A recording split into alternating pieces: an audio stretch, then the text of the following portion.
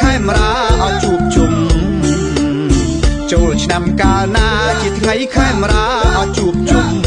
ទាំងកំឡោះក្រមុំនាំគ្នាទទួលអត់ទេវតាមានទៀនភ្ញីផ្កាទៅថ្វាយទេវតាឲ្យលោកជួយមានទៀនភ្ញីផ្កាទៅថ្វាយទេវតាឲ្យលោកជួយ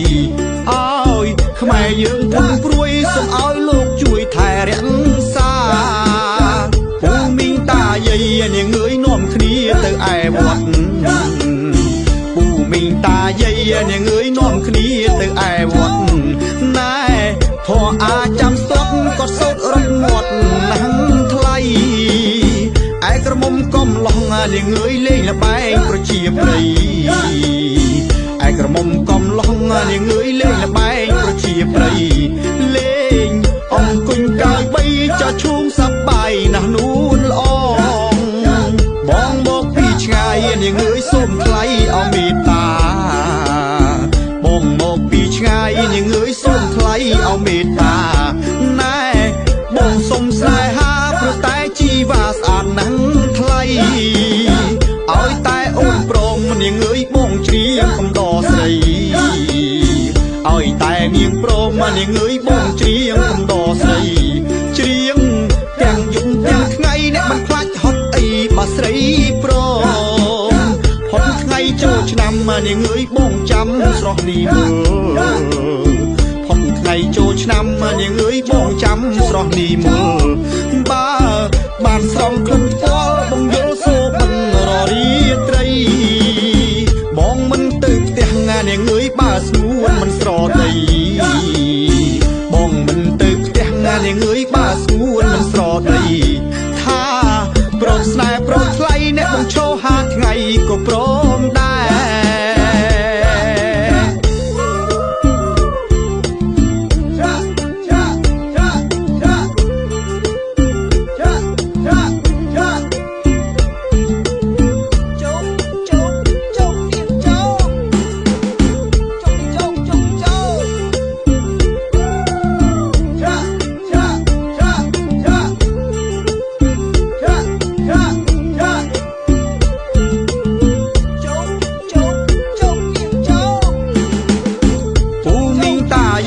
នាងអើយនាំគ្នាទៅឯវត្ត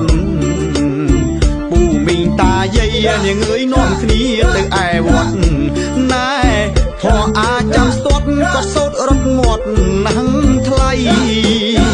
ឯក្រមុំកំឡោះនាងអើយលេងល្បែងប្រជាប្រិយឯក្រមុំកំឡោះនាងអើយលេងល្បែងប្រជាប្រិយលេងអង្គុញកាយបីចាឈូងសប្បាយណាស់នួនល្អបងមកពីឆ្ងាយនាងអើយសូមថ្លៃអមេត្តាបងមកពីឆ្ងាយនាងអើយសូមថ្លៃអមេត្តាណែបងសុំស្នេហាព្រោះតែជីវ៉ាស្អាតណាស់ថ្លៃឲ្យតែអូនព្រមនាងអើយបងជ្រាបកំដរស្រីឲ្យតែនាងព្រមនាងអើយបងជ្រាបកំដរស្រី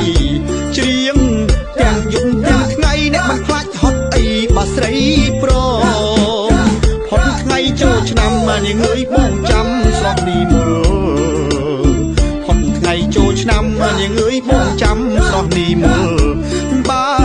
បានស្រង់ក្លិនស្ពាល់បងយល់សូបិនររីត្រីបងមិនទៅផ្ទះនាងអើយបើស្ងួនមិនស្រដីបងមិនទៅផ្ទះនាងអើយបើស្ងួនមិនស្រដីថាព្រមស្នេហ៍ព្រមថ្លៃអ្នកបងឈោហាថ្ងៃក៏ព្រម